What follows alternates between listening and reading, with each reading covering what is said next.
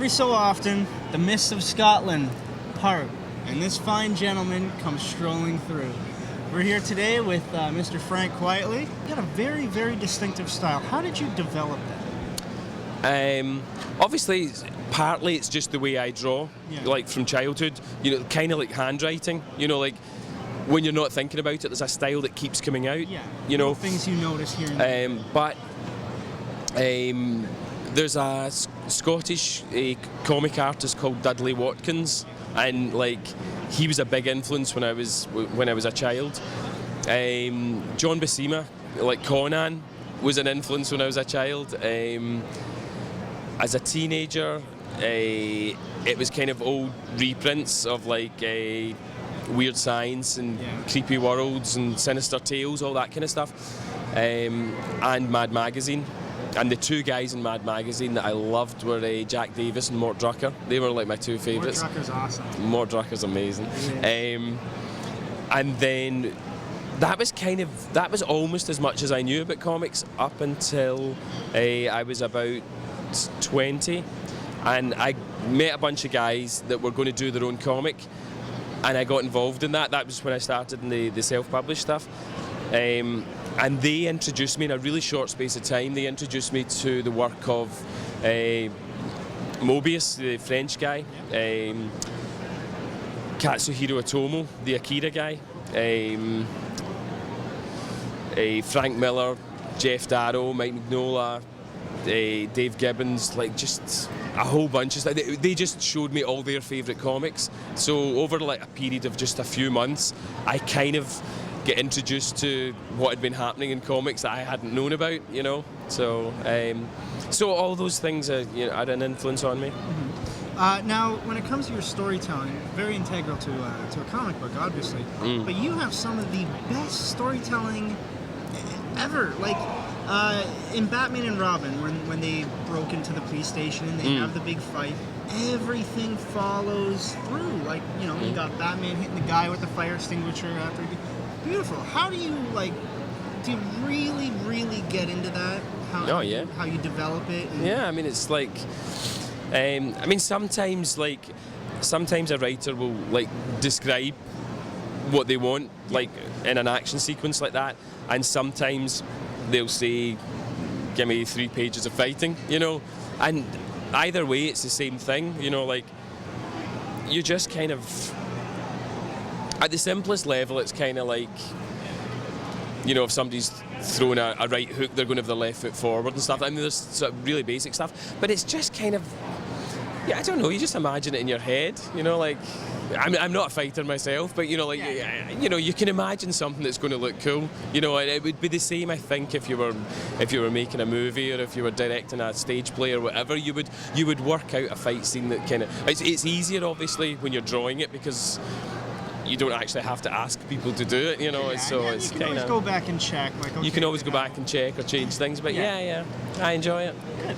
Now for DC, you've done so much, but there's something that you've done that's sitting in a drawer somewhere, and that's the Lobo project. Yeah. What happened? Why have we not seen that? It got cancelled. It got cancelled because the powers that be deemed it to be in poor taste. It was a script that Alan Grant wrote, you know, and Alan wrote, I think some of Alan's best work wasn't done in Lobo. It just really suited like his sense of humour and his sensibilities.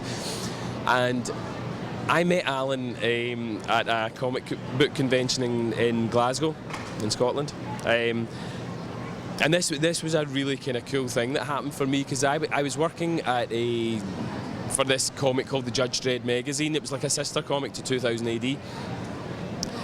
And obviously I knew who Alan Grant was, and he came over and he said he really liked the work that I'd been doing, and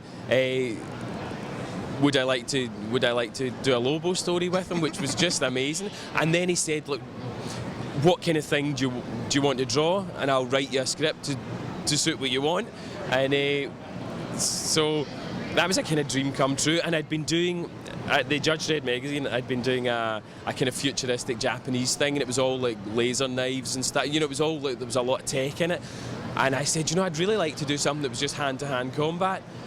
and he came up with this, you know, like story where Lobo had lost all his hook and his guns and everything, so it had to be hand-to-hand combat. But also, he'd worked in this story. It was like the publisher of a men's magazine, like had been kidnapped by these hominists, like these kind of male feminist types, and because they objected to the type of magazine he was publishing, and the publishing house needed his hand, like because it was like a, you know, like to open the vaults for the plates for the next issue. And because it was one of these safes or vaults that, you know, like anyway, the story was called The Hand-to-Hand Job. Yep. And when I drew it was like 24 pages, I think, comics were back then, and I'd penciled the whole thing, and then the editor was Dan Raspler, and somebody went into the office, somebody higher up in the company, and said, you know, like, what is this? And they were looking at the script. It wasn't the art, but they were looking at the script, and they said, you know, what's this with the hand-to-hand job? And they didn't get the title, and the editor, Dan, explained it to them, and they were just like, no, we're not publishing that. You got Jupiter's Children coming up. How did that project come together? Mark Millar, his partner, runs the Kapow Comic Convention in London, and it only started 2 years ago. And he phoned me up to say, listen, we need to go out for a beer, because he knows that I don't do many conventions. And he said, because, you know, like, I want to talk you into going to this con. And we got together and we started talking, and we were talking about creator-owned stuff, and we ended up deciding to do something together. So. And it's been pushed back, so when are we looking to see that? The project I'm working on just now is Pax Americana. That's a thing I'm doing with Grant, and it's the Charlton characters. Yeah. And that's part of his Multiversity project. Yeah. And you can't say much about that right now, I know. No, but it's either 8 or 10 books, and each one's done by a different artist. And my understanding is that because I'm kind of slow and unreliable, they're waiting until I've finished mine before they start getting other people to do theirs. I don't know if mine will be the first published or not, but I'm the first one to be working on it, so I should be finished that by the end of November and start on Jupiter's Children beginning of December. So we'd be looking to have the first issue of Jupiter's Children out in the spring. Excellent. Sometime in the spring. Excellent. Really, really looking forward to that. Can't wait to see you and Mark Miller back again, doing some good stuff. Yeah, it should be fun. And speaking of your time off, and you know, you're taking time to draw, you worked on some writing, and you've talked about getting that out there. Yeah. How's that coming? About 2 years ago, it was actually when I was doing Batman and Robin. I was supposed to have done the first 3 and the last 3 of Grant's run, and I didn't do the last 3, and I wanted to do the last 3 because that's when the Joker came back, and I did actually. That was actually a bit of a disappointment that I couldn't do that. But I had a back problem, sciatica, and I was off for a few months, and I started. I mean, I used to write my own stuff when I did self-published stuff. It was rubbish. It was really terrible. And you know, I've got no kind of ideas about being a writer in the sense that other people are writers. But I wrote a bunch of stories that I wanted to draw, like short stories. Some of them were kind of action-based, some of them were sort of silent strips, and I've actually got quite a number now that I would like to get round to drawing. As I say, some of them are already thumbnailed and kind of ready to go, but the problem I've got is I've got a wife and kids, and I need to keep earning money, so I need to do the paying work first. And I spend